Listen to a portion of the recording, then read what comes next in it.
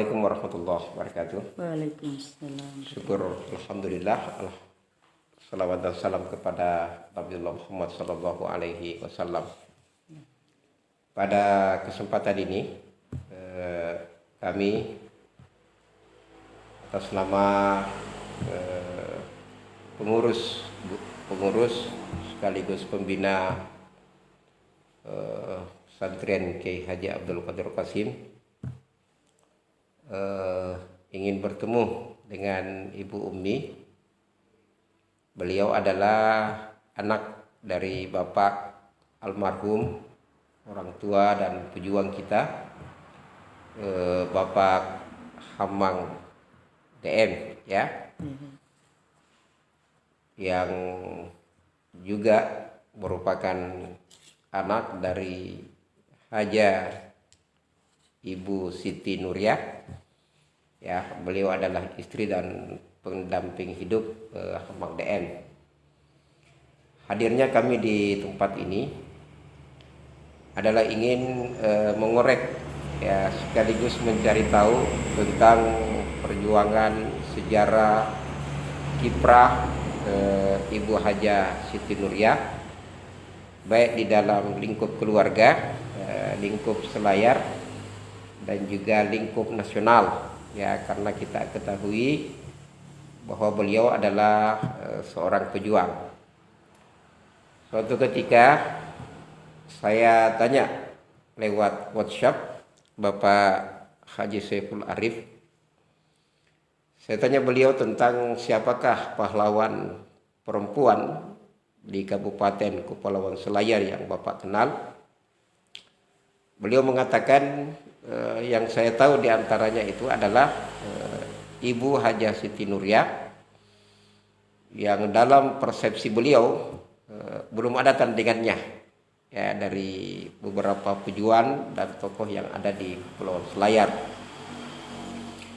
Setelah itu saya bertanya juga ke Pak Rahmat Zainal dan juga Pak Ihsan Maroh yang pernah terlibat langsung dalam penulisan sejarah Hamang DM. Nah, beliau memiliki persepsi yang sama bahwa untuk tokoh dan pahlawan pejuang di Kabupaten Kepulauan Selayar, untuk sementara ini kita belum mendapatkan orang yang sekaliber dan sebanding dengan beliau. Nah, Ibu Ummi ini beliau adalah staf di KUA, sekaligus beliau adalah anak dari Ibu Haja Siti Nuriyah. Saya ingin bertanya dan mengorek sedikit tentang sisi kehidupan beliau. Ibu Ummi, Ya, Pak. apa hal yang bisa kita ceritakan ya dari Ibu Haja Siti Nuriyah, baik di dalam lingkup keluarga, bagaimana cara beliau mendidik, maupun apa yang Ibu ketahui dan bisa sampaikan kepada kami terkait dengan kiprah kepahlawanan dan perjuangan beliau baik di Muhammadiyah ya, karena kalau tidak salah beliau juga adalah tokoh Muhammadiyah ya. Tokoh Muhammadiyah di era tahun berapa itu, Bu? 90-an. Di 90-an. Era 80 ya, 80 90 kan. 90. Nah, apa yang bisa Ibu ceritakan terkait dengan almarhumah Ibu Haja Siti Nuriyah? Terima kasih Ustaz. Kami sangat bersyukur selaku keluarga dari Ibunda Haja Siti Nuriyah karena Bapak telah memperhatikan kami. Yang saya tahu, karena menjelang Ibu sudah tua, saya masih anak-anak. Jadi umur saya itu masih sekolah SMP. Jadi Ibu itu asalnya dari Siloka, yang asal lahir di sana. Dari dia. Siloka, Kecamatan Bontomanai. Oh, Siloka, Bontomanai ya. Iya. Terus karena orang tuanya cepat meninggal, dua-duanya, akhirnya dia ke Makassar bersama saudaranya. Itu ada saudaranya sebelum nikah dengan belum menikah dia. Gitu. Belum menikah. Jadi dia bersama saudaranya, ada juga pahlawan dikuburkan di Pangkep, itu saudaranya, kakaknya. Namanya Bonto juga. Jadi waktu masih kecil ini masih kecil menjelang remaja itu kalau menurut cerita beliau Iya. dia ikut peran yang saya ingat berkesan sekali buat beliau waktu dia terbang 40.000 jiwa. Oh, dia sempat lihat. Iya. Dia sempat cerita katanya saya tuh kenapa tidak ditembak oleh Belanda. Sama Sterling ya? Iya, dia karena dia orang bukan, kalau postur tubuhnya bukan tinggi, sedang. Jadi dia pernah cerita katanya kalau ada lagi Belanda kan tinggi-tinggi itu Belanda. Tinggi, jadi dia di bawah anunya dia sembunyi. Oh, gitu. Di bawah paha apa ya? Ya, karena orang pendek begitu orang itu. Jadi dia sembunyi di situ, jadi tidak sempat tempat. Cuma dia pernah rasakan direndam dengan darah teman-teman dia. Peran di situ Umur di remaja gerbang itu kira-kira umur belasan tahun ya. ya? Belasan tahun. Jadi dia direndam karena banyak meninggal teman-temannya seperjuangannya di situ di gerbang 40.000 jiwa. 40.000 yang meninggal situ, jadi darah itu seperti air laut saja. Beliau banyak. termasuk saksi hidup. Iya, dia ikut di situ di perjuangan itu, Pak. Jadi sampai itu yang saya ingat. Kenapa bertemu dengan Bapak dia Berarti Ibu sudah terlibat dalam perjuangan itu jauh sebelum menikah. Iya, karena dia bertemu dengan Miselan. Oh. Iya, pahlawan nasional itu Miselan. Setelah Bapak jadi gubernur militer di Makassar, Saya tanya dulu, Bu. Iya. Jadi ini Ibu banyak menghabiskan waktunya di Makassar atau di di Selayar? Makassar. Oh, Nanti setelah dia menikah, baru kembali ke Selayar dengan alasan itu Bapak, kalau kita di Selayar hidup tentram damai. Kalau Jadi dia tinggalkan dia punya jabatan gubernur militer dulu. Iya, saya sekretarisnya dengar Walter gubernur di Iya. Dia Makassar. tinggalkan karena dia mau cari kehidupan yang damai, mau membina anak-anaknya. Karena itu Bapak banyak anaknya, 14 orang. Ibu bersaudara 14. Iya, kalau saya saudara kandung ada 11. Tapi saya dengar 2 ibu ya? Iya, 2 ibu. Oh. Satu seorang Bantaeng istrinya.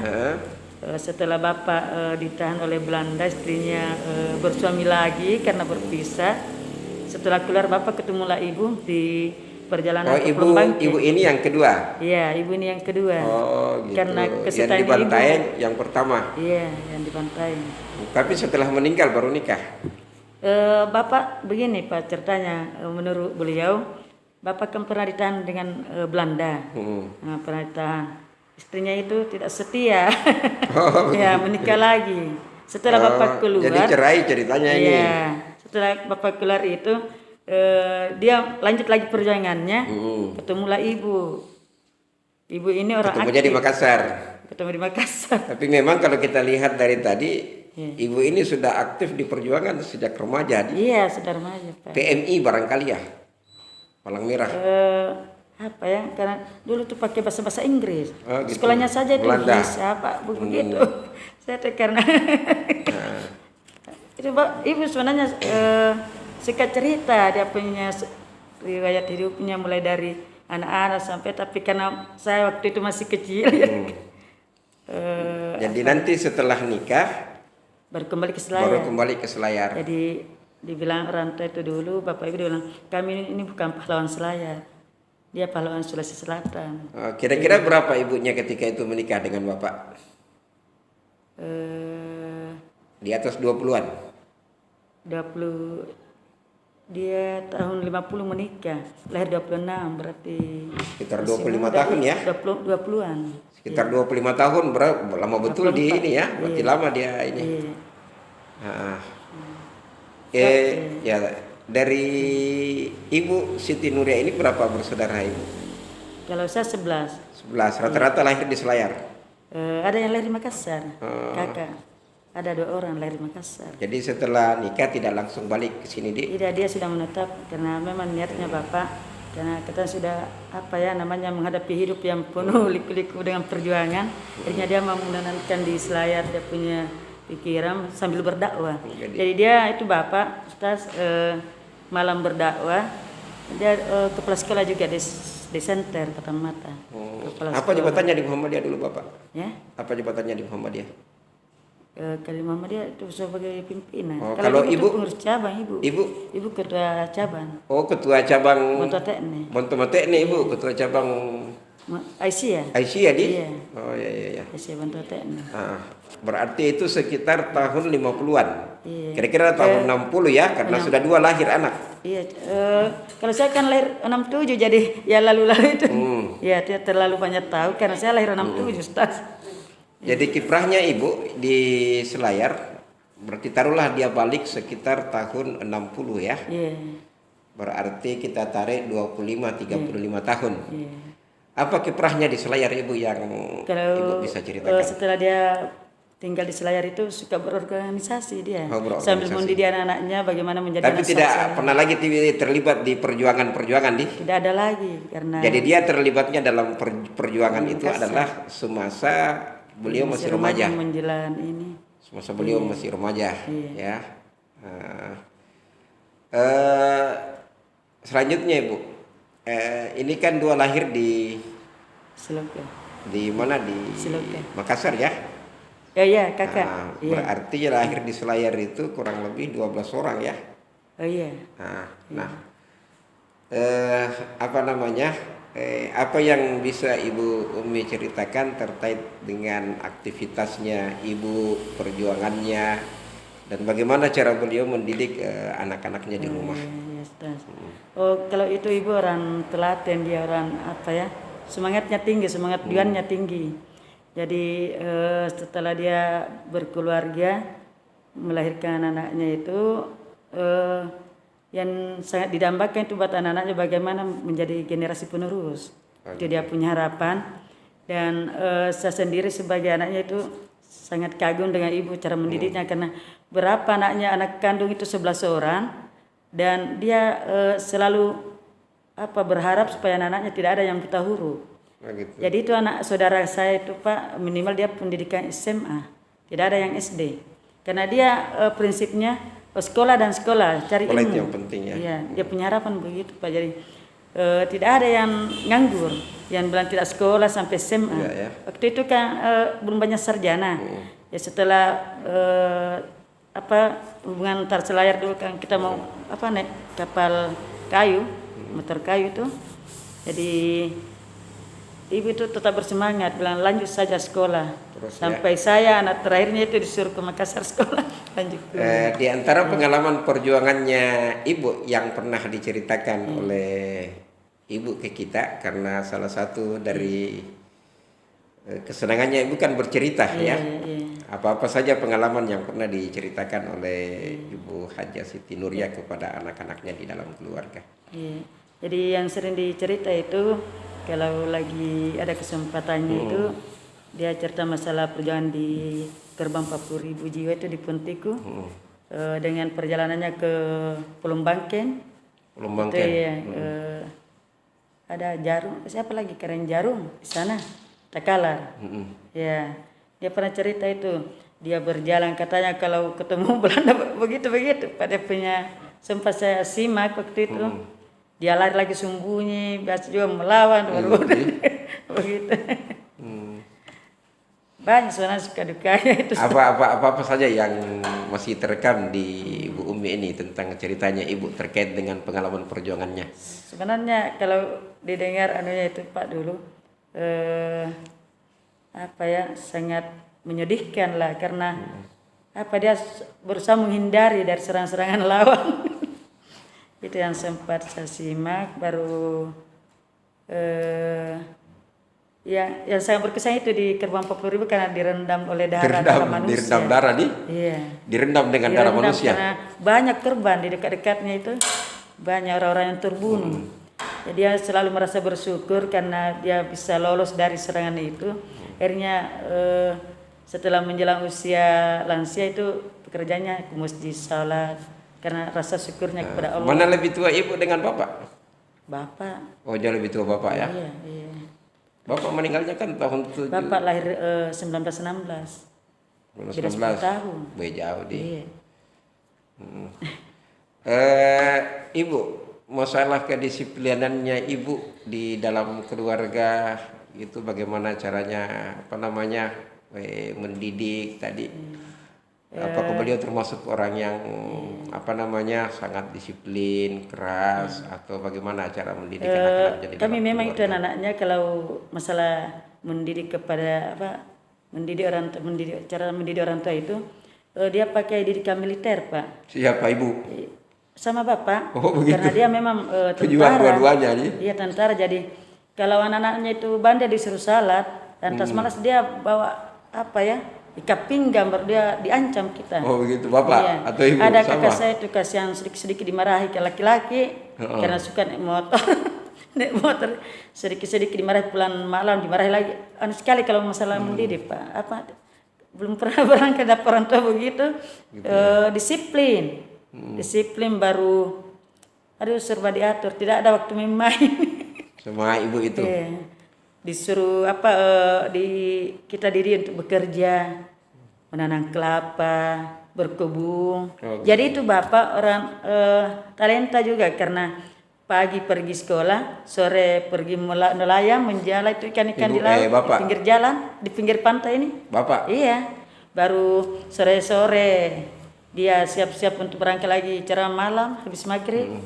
Dia pendakwa juga, Ustaz. Bapak, ibu? Iya. Kalau ibu itu sukanya organisasi dia. Tidak, maksudnya di Muhammadiyah dia juga berikan ceramah gitu kayak Ibu Haji Iya, Ramlah. kalau ibu itu bekerja sama dengan Haji Ramlah Sapar. Itu Ibu Haji Ramlah Sapar sangat berjasa juga di Aisyah. Kan dia pimpinan daerah waktu itu. Jadi banyak. Oh, Ibu Haji Ramlah Sapar pimpinan daerah. Iya. Ibu pimpinan cabang. Iya. Oh, cabang. gitu nih.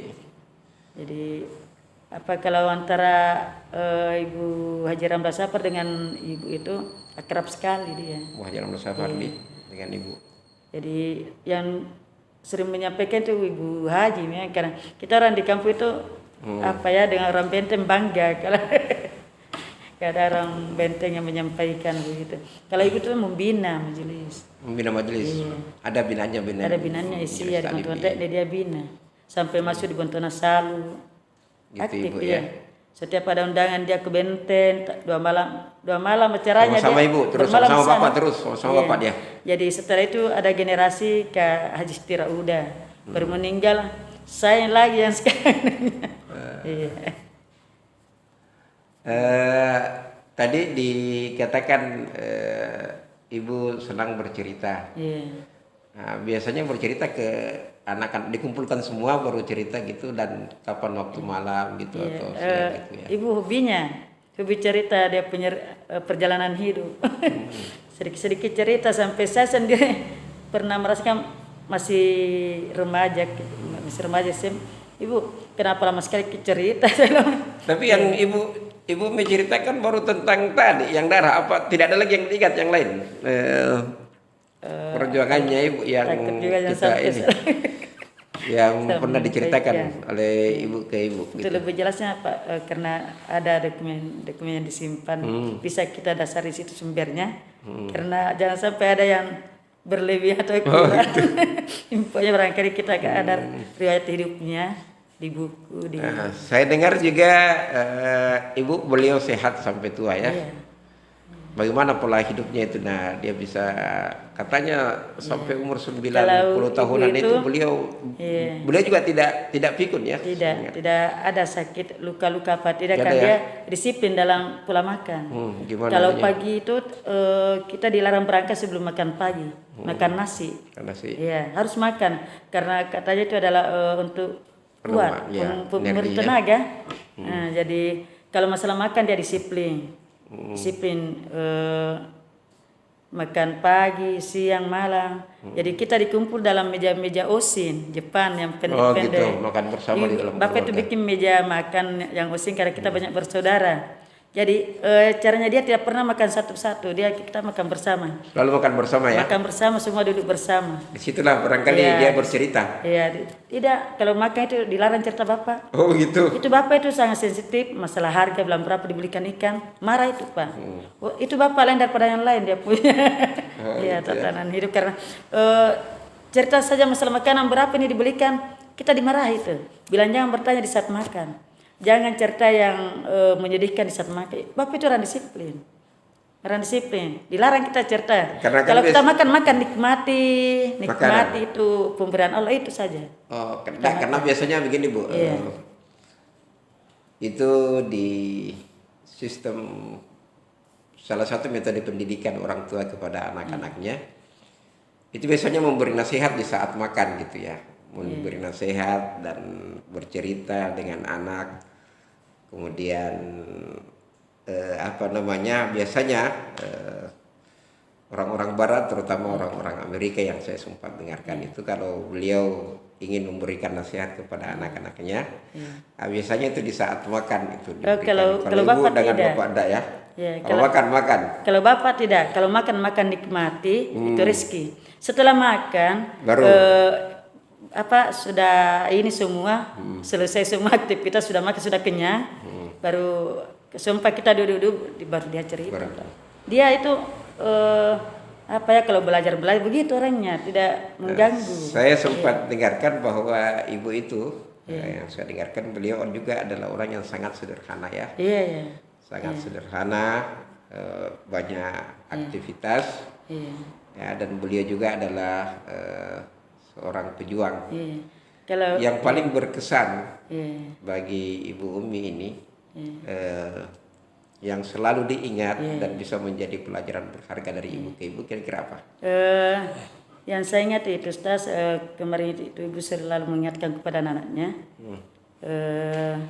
katanya jangan memandang ke atas kalau masalah dunia.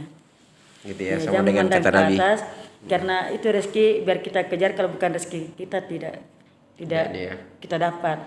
Tapi kita yang penting selalu mengingat Allah, salat, rezeki akan mengalir. Jadi itu banyak pesan yang diberikan kepada anak-anaknya, bagaimana hidup dengan sederhana yang tidak bisa menyusahkan orang lain. Kalau kita mampu, kalau ada yang paling berkesan lagi Ustaz, kalau dulu kan orang biar api saja diminta, api garam diminta sama tetangga. Oh, itu barangkali ada sehingga itu tradisinya orang Selayar begitu, karena saking susahnya korek, orang minta api, korek kunyit, garam. Itu ada pesan orang tua, termasuk terutama ibu, dia bilang, kita malu, jadi minta-minta kalau bisa apa yang ada itu saja yang kita makan, jangan menyusahkan orang lain, jangan. Dan setiap ada tamu, ada lagi lebih berkesan lagi Ustaz, kalau ada tamu itu coba suguhkan makanan apa saja yang ada. Jadi itu ibu tidak biarkan berangkat tamunya kalau belum minum. Oh, ibu ya? Ya, orang sekali dia peduli masalah begitu. Sampai kami waktu SMP itu kalau pulang sekolah sayur belum masak karena cerita sama tamunya tak 1 jam 2 jam. Ibu tapi nasi masak, tapi ikan masak, tapi sayur basah. Lalu karena dia itu sangat menghargai tamunya. Karena itu tamu dimuliakan. Begitu kalau ibu. Sekali jadi dilarang kan banyak dulu tuh orang jalan kaki dari kampung-kampung di dalam, karena sekarang baru banyak mobil. Kalau orang jalan kaki, jadi kalau singgah itu karena dia suka silaturahim sama orang-orang. Jadi kalau singgah di rumah itu suruh naik di rumah, kasih makan, minum, baru kalau berpamit. Kalau belum tidak ada, jarang tamunya, dibiarkan saja berangkat begitu. Orang dia peduli ya. Kalau masalah silaturahim itu. Kemudian Ibu, karena beliau adalah seorang pejuang di Makassar, saya ingin mendapatkan cerita ini, apa kiprah Ibu di dalam perjuangan di semasa beliau di Makassar. Tidak pernah diceritakan, karena tadi hanya diceritakan ketika beliau disiksa ya. Tidak ada yang pernah diceritakan kiprahnya Ibu di dalam perjuangan semasa berada di Makassar gitu. Sempat saya simak dulu itu hanya kesetiaannya dengan perjuangan. Gitu. Nah, saya dengarkan beliau adalah perawat, bukan? Tidak juga. Cuma dia setia mendampingi pahlawan-pahlawan yang ini. Itu sempat saya simak, katanya saya itu setia pada perintah dari pimpinan. Dia menurut saja. Apa jabatannya dulu Ibu ketika di Makassar? Apakah ada jabatan-jabatan tertentu yang dia emban juga? Ada tugas-tugas tertentu dulu? Iya, ada tugasnya juga. karena itu dulu pembagian tugas juga dari pimpinan ke anggotanya dibagi juga. Gitu di Makassar. Kamu begini katanya, kamu yang ini ada juga. Organisasi Belanda gitu ya. Iya. Tidak ada yang Saking setianya itu ibu kalau disuruh akhirnya bapak itu mau sama. Oh begitu. Iya. Karena dilihat kesetiaannya dalam peperangan itu. Jadi ini ibu Bapak itu kira-kira tertarik. dia menjadi stafnya dulu bapak dalam perjuangan. Dia pernah menjadi anggotanya barangkali ya. Jadi banyak wanita yang ikut barisan itu. Dia selalu dibilang barisan. Artinya ibu yang setia kalau dibilang itu pahaman, kan dia panggil pahaman dulu sebelum bersuami. Dia bilang kalau dia bilang bosnya barangkali ya. Ya karena dia gubernur militer di waktu itu dia bilang Siti Nuria, ini bilang iya tunduk dia itu orangnya. Jadi bapak ini sebagai pejabat tinggi di militer, ibu ini barangkali sebagai staf dan anggotanya ketika itu ya. Yang menarik bagi bapak sehingga dia lamar ibu itu adalah kesetiaannya ya. Karena ada barisannya juga itu Pak. Ada di antaranya yang bisa diceritakan lagi. Bentuk sebenarnya kesetiaan banyak cerita waktu pertemuan Misela, Walter Mungisidi. Ya dia sering bilang kalau banyak orang cerita itu sebenarnya saya lah aslinya. Saya itu tahu persis sejarahnya Walter Mungisidi dengan Miselan. Tapi orang-orang itu kadang-kadang menambah bohong-bohong. itu biasa sering terlentang diceritakan. Tapi untuk sedetailnya itu saya tidak terlalu ini. Tidak ingat lagi Pak. Kemudian ini terakhir Bu. Jadi salah satu di antaranya kenapa kami korek ini berita. Ini mudah-mudahan terrealisasi sekaligus minta izin kepada Ibu untuk mengabadikan namanya Ibu di pondok pesantren kami yang ada di Polebunging. Yang di kerajaan itu kan? Kan di kerajaan itu Bu begini. Pesantren Kiai Haji Abdul Qadir Qasim itu kan ada pesantren putranya itu di kerajaan. Ada pesantren putrinya itu di Polebunging. Polebunging. Nah, jadi saya selama ini kadang-kala berpikir bahwa kalau santri putra idealnya mereka profilnya itu, tokohnya itu, idolanya itu juga adalah laki-laki. Nama laki-laki. Saya berpikir untuk putri dia juga harus punya idola dan figur perempuan gitu. Jadi saya tanyalah teman-teman dan ternyata menurut teman-teman yang paling pas untuk dijadikan dan diabadikan namanya itu di kalangan tokoh perempuan selayar itu adalah Ibu. Jadi saya sekaligus minta izin ini Ibu ya. Nah, kami juga harap mudah-mudahan silaturahim pesantren putri ini dengan keluarga besar Haja Siti Nuriyah juga bisa terjalin begitu barangkali Ibu ya. Bagaimana Ibu? Jadi kemarin alhamdulillah kebetulan kakak datang di Selayar dari Jakarta. Saya cerita di rumah. Sempat diinfokan? Iya, Bangka ada ini permintaannya Pak Ustaz Yamril. Katanya nama ibu mau diabadikan di pesantren putri. Bilang iya, saya sudah di telepon juga Pak Haji Saipul. Oh sempat? Iya. Oh sempat juga ya? Iya. Dia bilang kita butuh sumber dari riwayat ibunda. Dia bilang kakak, saya ini lagi di Jakarta Pak. Kalau bisa bagaimana ada keluarga yang mewakili. Tapi katanya Pak Saipul ada itu anaknya Umi Nasibah. Nah, itu bisa ditemui. Di mana Umi Nasibah itu? Dibilang kakak. Kita yang dibilang? Iya saya bilang itu. Iya adik saya itu ada di Selayar. Tinggal Umi yang di Baronto. Saya 11 bersaudara Ustaz. Tinggal saya di domisili di kampung. Tidak ada lagi semua. Ada yang di Batam. Ada yang di Benteng ini yang Ibu bilang?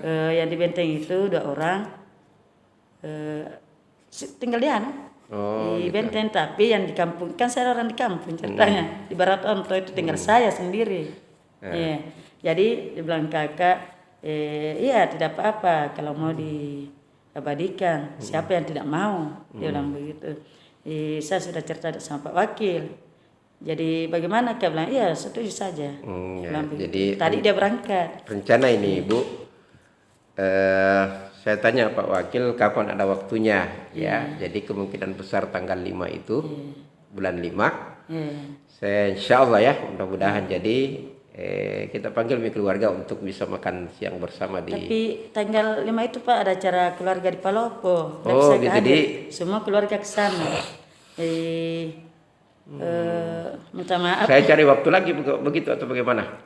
karena saya rencana berangkat Atau tanggal kapan saja lagi ada waktu ya, nanti jalan-jalan sendiri ke kampus. karena ada Kang Walima di sana. Jadi Anaknya Kang biar nanti kalau setelah pulang dari sana bisa keluarga jalan-jalan ke pesantren. Toh? Ada lagi nih Ustaz mau sampaikan sempat saya terlupakan tadi masalah rumah. Rumah itu kemarin sebenarnya diamanahkan kepada saya. Nah itu jadikanlah rumah bersejarah, rumah yang yang penuh dengan Kenangan. kenangan. Sampai pemerintah juga begitulah permintaannya negara. Jadi saya bilang mungkin saya ini tidak bisa karena waktu itu saya belum lulus jadi pegawai. Setelah saya lulus ibu meninggal, kebetulan anak-anak juga mau rumah bawah. Ini kan rumah atas ini yang peninggalan orang tua. Ada itu lambang Muhammadiyah di depan. Mungkin Ustaz tidak pernah perhatikan barangkali kalau lewat. Kalau Pak Aswar kalau Pak Aswar hafal semua dia itu. Jadi kemarin itu kakak yang baru pulang, dia itu bilang saya mau rehab Umi itu rumah. Bagaimana? Bilang iya Kak, kalau ada kemampuan silahkan. Jadi dia rehab, biarlah itu jadi kenangan dan hiasan untuk masyarakat Selayar. Bahwasanya setelah meninggal orang tuanya masih dilestarikan rumah orang tuanya. Jadi itu kakak yang di Jakarta itu yang mendanai itu rumah. Tadi malam dia cerita lagi, bilang itu Dek, bukannya saya mau ke Selayar, saya di situ harus di situ bermalam. Saya itu ke Selayar di sini di rumahmu, itu rumah di sebelah sebagai kenangan dan perkenalkan sama teman masyarakat Selayar. Bahasanya rumah orang tuanya masih dilestarikan.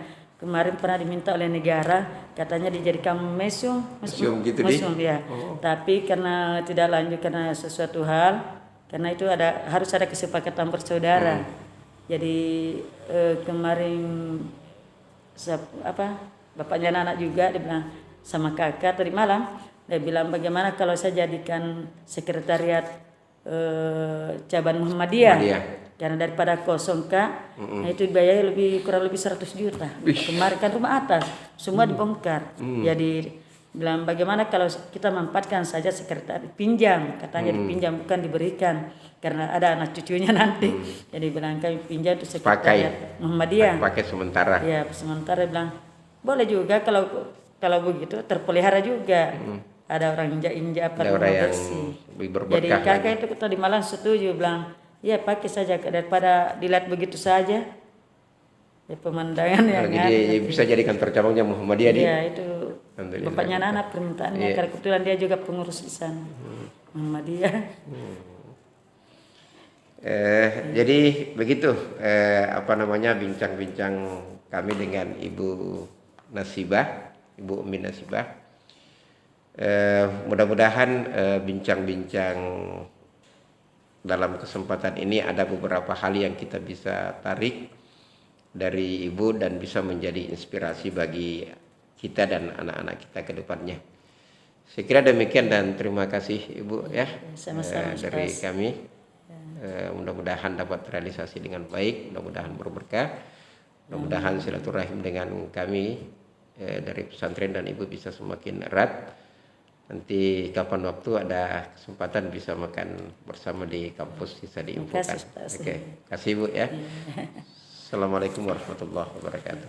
Waalaikumsalam. Difotokan, ada fotonya Ibu ya.